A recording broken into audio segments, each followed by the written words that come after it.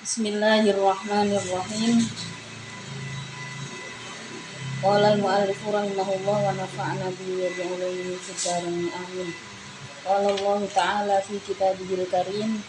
A'udzu billahi minasyaitonir rajim. Wa iyyam saskallahu bidurrin fala kashifa lahu illa hu. Wa iyyam saska, dan apabila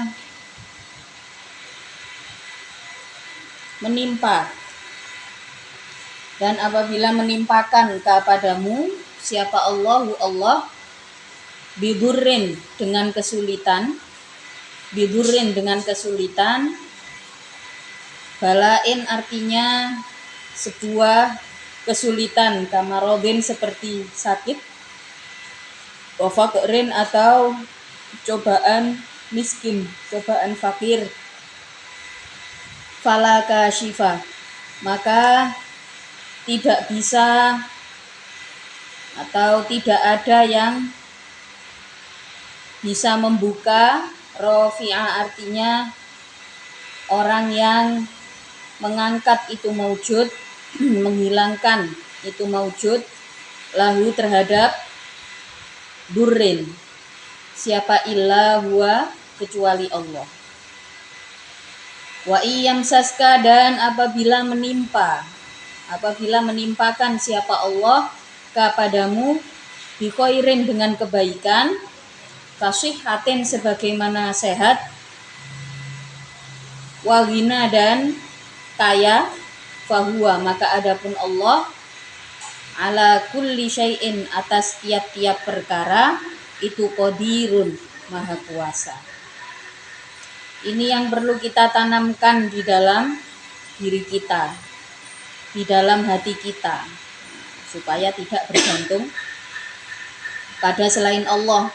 Wa iyyam saskallahu bidurrin fala kashifalah. Jika ditimpakan keburukan kepadamu, maka tidak ada yang bisa mengangkat, tidak ada yang bisa menghilangkan kecuali Allah. Jika diberikan kebaikan kepada kita seperti kekayaan, kesehatan, fahuwa ala kulli syai'in qadir, maka itu juga atas kuasa Allah. Dan karena di dunia ini enggak ada sesuatu yang selamanya, semua hal itu, semua yang ada dalam kehidupan manusia yang ada di dunia itu semuanya sementara. Ya, kesementaraan segala hal itu ya macam-macam, ya. Tapi sebagaimana semua makhluk hidup, ya, semua yang bersifat materi itu tinggal di dalam ruang dan waktu, di mana ruang dan waktu ini ada batasnya, ya. Maka nggak mungkin orang itu sulit terus, ya, berada dalam duren terus, ya, berada dalam kesulitan terus, itu nggak mungkin. Maka dalam ayat lain juga dikatakan gitu, ya, kalau pengen kenikmatannya bertambah maka kita harus minta ditambahkan rasa syukurnya gitu. Kadang-kadang rasa syukur yang paling mendasar, yang paling jarang kita temukan di diri kita itu apa? Mensyukuri hadirnya rasa syukur itu sendiri. Ya, semakin dewasa, semakin banyak yang dihadapi, momen bersyukur itu menjadi sesuatu yang penting untuk kita syukuri. Enggak semua orang bisa bersyukur. Jadi ya itu yang paling mendasar. Ketika kita mensyukuri hadirnya rasa syukur itu sendiri, Allah akan memanjangkan kenikmatannya, mungkin meluaskan potensi nikmatnya. Jadi pada ayat ini menggunakan wawu atof, di mana dari kalimat iyam saskallahu bidurrin fala kashifalahu illahu wa iyam saska bi khairin, di situ menggunakan wawunya itu bukan zaidah, ya, tapi wawu atof, di mana kesulitan dan kebaikan, ya, ini selalu berdampingan, yang artinya nggak mungkin orang itu sulit terus, ya, atau longgar terus, itu nggak mungkin. Maka saat berada di dalam kesulitan, tidak boleh kita bergantung pada apapun yang selain Allah. Jelas, ya, orang itu kalau bergantung pada selain Allah berarti menyiapkan diri untuk kecewa. Tapi kalau bergantung sama Allah, ya, hanya pada Allah, tapi ini ya perlu latihan, nggak bisa tiba-tiba. Kenyamanan, ketenangan batin itu bukan sebuah proses yang cepat. Nggak ada orang nyaman itu tiba-tiba jadi nyaman, pasti dia sudah melewati berbagai proses. Nyaman itu nggak ada yang tiba-tiba. Nyaman itu didapatkan dari ketidaknyamanan. Maka manusia harus mau berproses dari hal yang paling sederhana, dari yang tadinya nggak bisa sholat. Terus kemudian kalau posisi nyaman terus, ya wis gak usah belajar sholat. Kan belajar sholat itu sulit, ya kan? Ngapal no bacaane, belajar wudhunya, kemudian menghafal gerakannya. Nek muruk ya rek cilik sholat, mesti lah kudu nangis, ya wah gak apal-apal ya. Kadang-kadang areke dhewe kudu nangis. Kita pun waktu kecil juga mengalami proses itu. Kalau proses ketidaknyamanan itu tidak mau, ya sudah. Jangan berharap menemukan kenyamanan yang lebih. Jadi kadang-kadang proses kita keluar dari zona nyaman, kalau di dalam Tambiul Ghafilin itu salah satu pola untuk kita mendapatkan ketenangan, salah satunya justru tarkur rohah. Tarkur rohah itu maknanya apa? Meninggalkan zona nyaman. Jadi ya sesekali kita meninggalkan zona nyaman untuk mendapatkan kenyamanan yang lebih.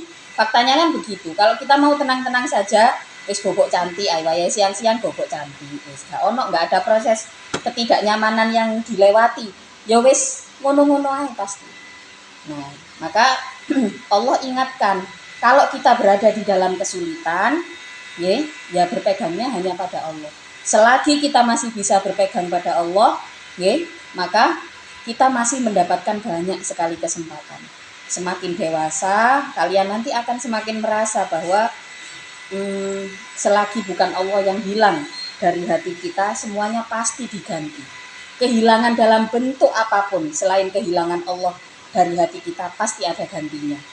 Entah gantinya itu sesuatu yang memang disiapkan untuk menggantikan, ada kemiripan dari segi bentuknya misalkan, atau apapun lah itu, ibarat kata barang-barangnya, atau digantikan dengan sesuatu yang lebih baik.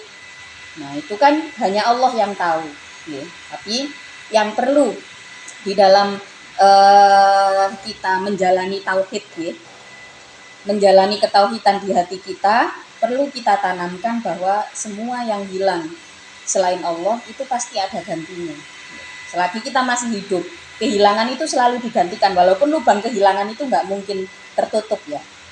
Kenapa kita di saat kehilangan sesuatu itu ada rasanya yang kosong. Kekosongan itu yang disebut dengan hampa. Beberapa kehampaan bisa ditembel, tapi kehampaan yang lain ada yang nggak bisa ditembel. Dan itu semua adalah kuasa Allah. Maka kemudian dilanjutkan, setiap kita mendapatkan kebaikan, wa iyam saska bi khairin fahuwa ala kulli syai'in qadir. Kalau kita mendapatkan kebaikan, misalkan kesehatan, rezeki yang cukup gitu ya, teman-teman yang cocok gitu, lingkungan yang sesuai gitu, tempat kerja yang sesuai dan sebagainya, kenikmatan banyak bentuknya ya.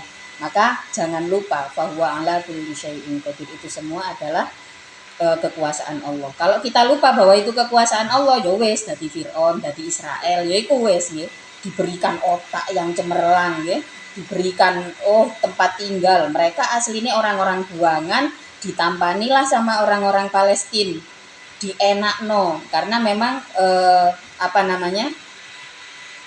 negeri turisin, itu seluruh wilayah yang menduduki laut Mediterania itu semuanya dijamin sama Allah, yaitu negeri turisin itu adalah negeri Syam. Seluruh negeri Syam itu dijamin sama Allah, tanahnya, lautnya, hasil buminya dijamin semua sama Allah. Jadi jangan heran kok nek ndelok videone wong Palestina, orang-orang Lebanon itu ya, rupane wayu-wayu, ganteng-ganteng. Dalam perang ngono sik panggah glowing ya, gak koyo awak dhewe gak perang ae kumus-kumus. Jadi ya memang itu dari segi kualitas makanan dan sebagainya. Orang-orang Israel menduduki di situ, mereka diberikan kelonggaran, tapi lupa bahwa yang memberikan semua itu adalah Allah. Jadinya angkara murka. Sebenarnya perang ini penindasan itu terjadi pasti karena insecurity kan awalnya. Insecure, kok bangsa ini wis dijajah koyok ini kok kuat, karena ada banyak sekali yang mereka lakukan. Mereka lupa bahwa kelonggaran daya pikir yang mereka miliki itu juga datangnya dari Allah. Jadi kalau kita ditakdirkan punya kelonggaran, entah rezeki, entah kesehatan, entah ilmu, jangan lupa sumbernya ini dari Allah. Ini kita dapatkan karena kita mendapatkan pancaran dari Allah. Wa minhu, dan itu dari wa minhu, dan itu dari kullu syai'. Miskun, adapun untuknya mengenai atau menimpa bihi dengan kulli syai',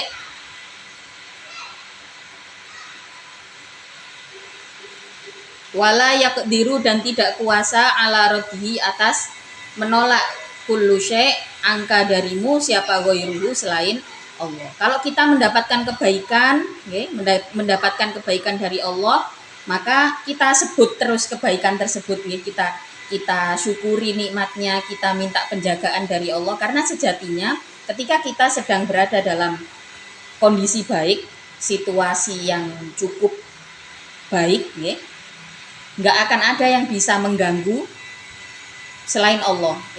Jadi kalau misalkan Allah mentakdirkan itu hilang, ya hilang. Tapi kalau misalkan Allah mentakdirkan itu menetap, masih diganggu uang ya opo ae, ya tidak akan berubah. Kelonggaran iman, kelonggaran ilmu, diganggu sebesar apapun, kalau Allah menakdirkan itu untuk menetap, ya menetap. Wa huwa, adapun Allah itu al-qahiru, zat yang maha kuasa. Al-Qadiru artinya maha kuasa, alladzi la ya'jizu,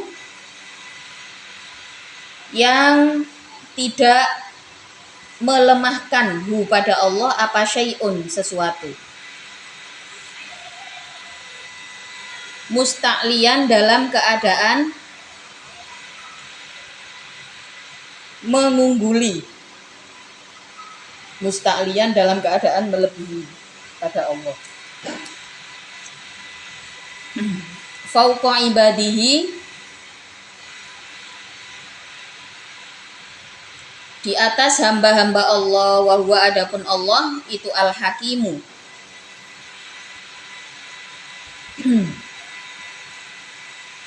itu al-hakimu maha bijaksana, fi khalqihi, di dalam makhluknya Allah.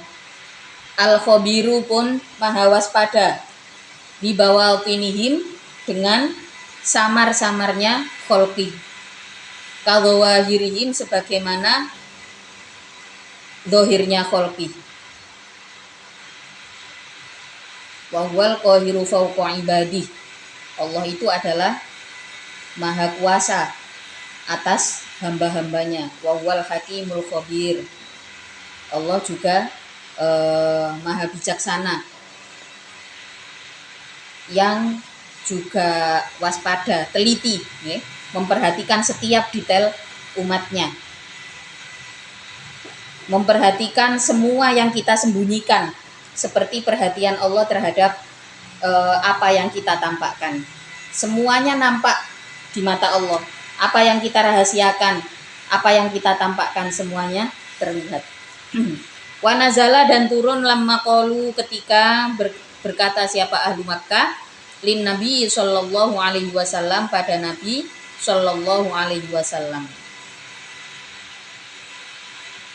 iktina,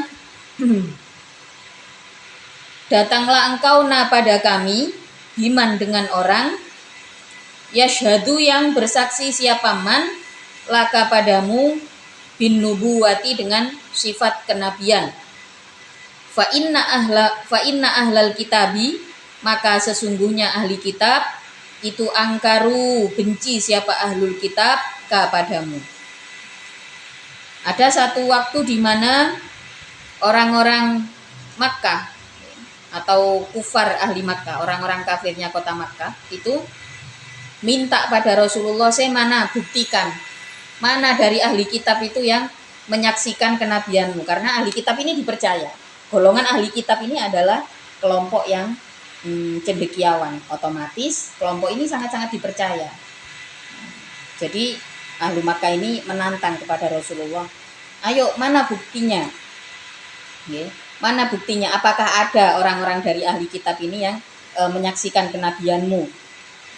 Setahu kami ahli Makkah, mereka itu adalah orang-orang yang membencimu. Ketika ketika ahli Makkah ini mengatakan, menantang Rasulullah dengan hal tersebut, kemudian turunlah ayat ini.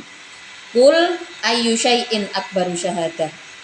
Kul, mengucapkanlah engkau wahai Muhammad, lahum terhadap ahlul kitab, ayyu syai'in, adapun mananya perkara, itu akbaru lebih besar, apanya syahadatan, kesaksiannya. Apanya syahadatan, kesaksiannya. Tamyizun, adapun syahadatan itu menjadi tamyiz muhawwalun, yang dipindah anil mubtada'i, dari mubtada. Kul, mengucapkanlah engkau wahai Muhammad, Allahu syahidum baini wa bainakum, pada ucapan Allahu syahidum baini wa bainakum. Allahu, adapun Allah, ilam yakulu, apabila tidak mengucapkan siapa ahlul kitab hu pada Allah, la jawaba, maka tidak ada jawaban itu maujud, wairahu, pada selain Allah. Huwa, adapun Allah, itu syahidun, zat yang menyaksikan, baini, di antara diriku, wa bainakum, dan di antara kalian, ala sidqi, atas kebenaranku. Ucapkanlah kepada mereka, ayyu syai'in akbaru syahadah, apakah yang lebih besar daripada sebuah kesaksian. Ucapkan pula kepada mereka, Allahu syahidum baini wa bainakum, Allah yang menjadi saksi di antara diriku dan di antara kalian. Jadi ketika dituntut, Rasulullah dituntut, ayo buktikan, nggak ada ahli kitab yang suka sama kamu, gitu ya. Kemudian Allah menurunkan ayat ini, katakan kepada mereka, Allah adalah saksi atas diriku dan dirimu. Wa wahya, dan diwahyukan, ilayya, kepadaku, apa hadal Qur'ani, Quran ini, liungdiro, untuk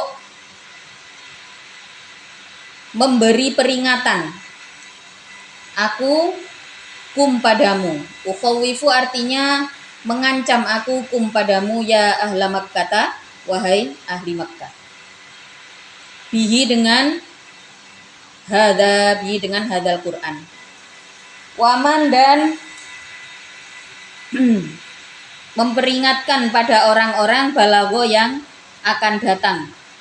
Siapa man, maksudnya generasi berikutnya. Jadi Al-Quran itu adalah sebuah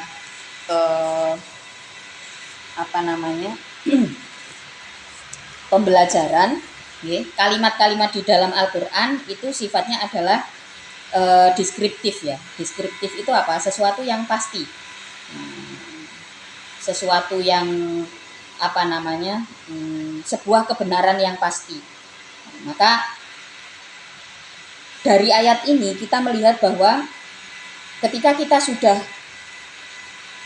berpegang kepada Allah, berpegang kepada Al-Quran, di saat ada orang-orang yang datang kepada Rasulullah, yang tentu saja yang menjadi uswah, yang menjadi contoh utama daripada perjalanan kitab suci Al-Quran ini adalah Rasulullah. Ketika Rasulullah ditantang untuk minta kesaksian terhadap manusia, maka Allah menegaskan, kalau kita sudah berpegang teguh kepada Allah, ya cukup Allah sebagai saksi. Cukup Allah sebagai saksi. Ini menjadi sebuah arahan kepada kita umat manusia, bahwa arahan ini sifatnya itu bukan prediktif, bukan semacam ramalan. Kalau ramalan manusia, kalau pembelajaran dari manusia itu kepastiannya kan ya bisa dibilang mungkin paling apik 85%. Satu contoh ilmu tentang parenting. Kalau parenting itu tidak berdasar dari Al-Quran, semuanya masih mungkin iya, mungkin tidak, mungkin kita setuju atau tidak. Ini yang dimaksud dengan yang dimaksudkan non deskriptif ya, atau prediktif. Jadi yang cocok ada yang enggak. Tapi kalau arahan tersebut dari Al-Quran, kita menerima. Itu sifatnya ada kepastian, deskriptif seperti yang dalam konteks ini. Di saat orang minta persaksian dari ahli kitab, katakan kepada mereka bahwa ketika kita sudah mengimani Allah, maka Allah cukup menjadi saksi. Allahu syahidun baini wa bainakum wa uhiya ilayya hadzal Qur'an liunzirakum. Dan Rasulullah diperintahkan oleh Allah untuk mengatakan kepada ahli Makkah, diwahyukan kepadaku Quran ini untuk menjadi peringatan bagi kalian, liunzirakum, membalau dan bagi generasi berikutnya. Ini dipastikan sama Allah, dan ini bukan prediktif, ini kepastian, ini deskriptif. Atfun, adapun wa mambalang itu atof ala dhamiri unziro, atas dhamirnya unzirokum. Ai balaghahu artinya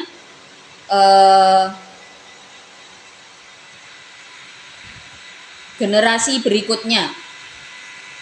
Ai balagho artinya datang hu padaman apa Al-Qur'anu Al-Qur'an minal insi dari bangsa manusia wal jinni dan jin. Maksudnya Al-Qur'an ini diturunkan untuk manusia dan selain manusia, diturunkan untuk yang masa pada saat itu dan masa kini ya, sampai masa mendatang. A'innakum, apakah sesungguhnya kalian itu latasyhaduna, menyaksikan kalian annama Allahi, sesungguhnya itu beserta Allah, alihatan,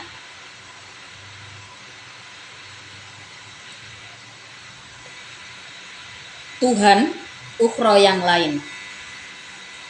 Istifhamu ingkarin, adapun a'innakum latasyhaduna annama Allahi alihatan ukhra, ya, ayat tersebut ya, itu istifham ingkarin yang sebangsa ingkar.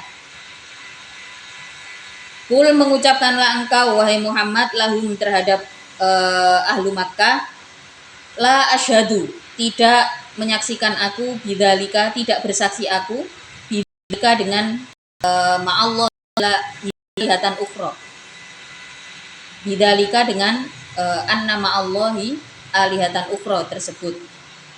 Kul, mengucapkanlah engkau wahai Muhammad, inna huwa, sesungguhnya hanya adapun Allah itu ilahun, Tuhan, wahidun yang satu. Wa innani, dan sesungguhnya aku itu bariun, melepaskan diri, membebaskan diri, mimma, dari perkara, tusyrikuna, yang menyekutukan kalian, ma'ahu, beserta Allah, minal asnami, nyatanya dari berhala-berhala. Wa innani bari'um mimma tusyrikun, katakanlah kepada mereka, la asyhadu, aku tidak bersaksi, la asyhadu, tidak bersaksi aku bahwa tidak ada bahwa akan adanya sekutu Allah gitu ya. Kul innama huwa ilahu wahid, sesungguhnya Allah adalah satu, wa innani bari'um mimma tusyrikun, dan aku sungguh aku melepaskan diri. Jadi dalam Al-Qur'an itu banyak sekali kalimat inna. Ketika ada kalimat inna, maka di sini ada penekanan, ya. Apa tujuan daripada inna? Makna daripada inna itu kan takkid, ya.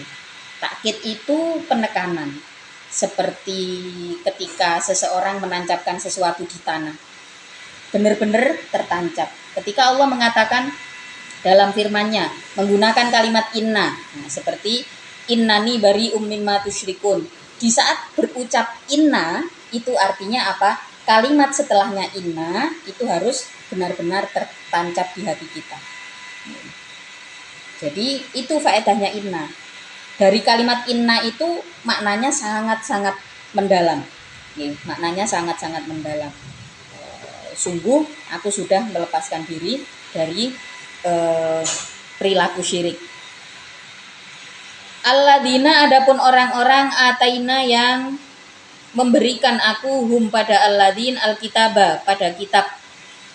Ya'rifuna, itu ya'rifuna, mengetahui siapa alladzin hu pada nabi, ay Muhammadan, artinya pada nabi, bina'tihi, dengan sifatnya nabi, sifatnya Nabi Muhammad, fi kitabihim, di dalam kitabnya alladzin. Kama ya'rifuna, sebagaimana mengetahui siapa alladzin abna'ahum, pada anak-anaknya alladzin.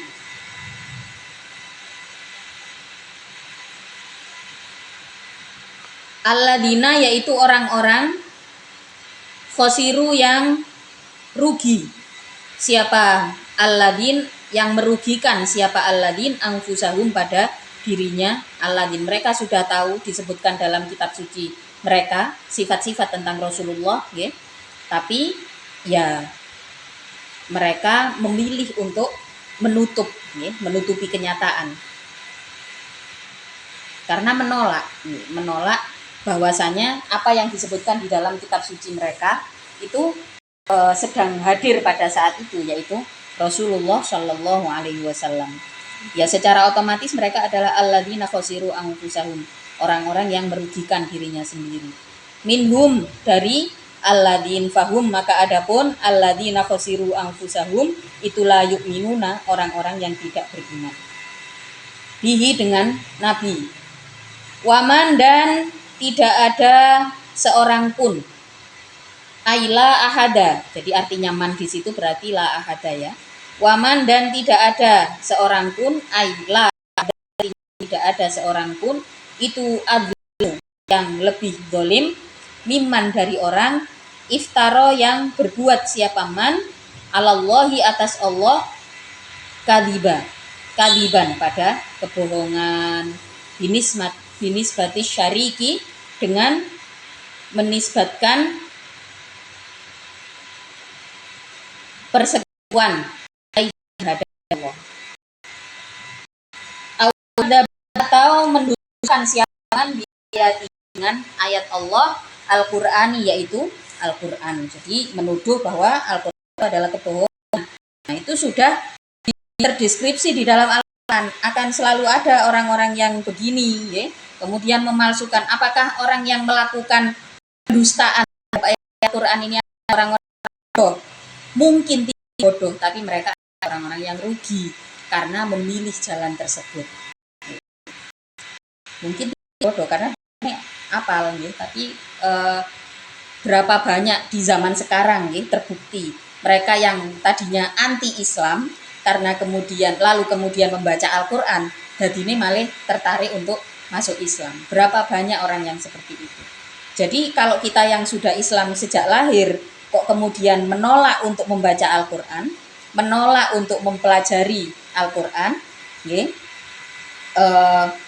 maka ini jangan-jangan khawatirnya, ya, kita akan ikut ini pada orang-orang yang mendustakan Al-Qur'an. Nauzubillah, ya, jangan sampai.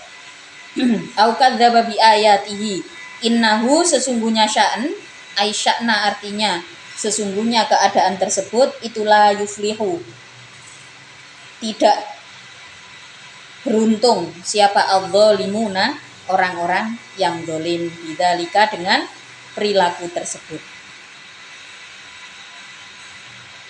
Innahu la yuflihudz zalimun, ya. Orang-orang yang memilih untuk berdusta ya macam-macam lah, ya. Kalau banyak temennya dia mengatakan, ya, termasuk berdusta adalah ketika kita beriman tapi tidak menjalankan tata agama dengan baik. Nah, ini ada potensi dusta di dalam hati. Gak mau dari syariat, orang tuh gak belajar syariat macam-macam alasannya. Gak mau belajar di Al-Qur'an misalkan, tidak mau belajar tentang fikih yang lebih mendalam, alasannya macam-macam. Kok aku terlalu belajar jadi akeh larangannya. Nah, ini hati-hati, kalimat seperti itu adalah kalimat yang mengarah pada pendustaan ajaran Al-Qur'an. Nauzubillah min dzalik. Zaman sekarang orang pinter sama orang tukang bohong itu gak ono bedane. Mirip cara mereka berpikir, menarik gitu ya. Wallahu taala a'lamu bishawab. Al-Fatihah.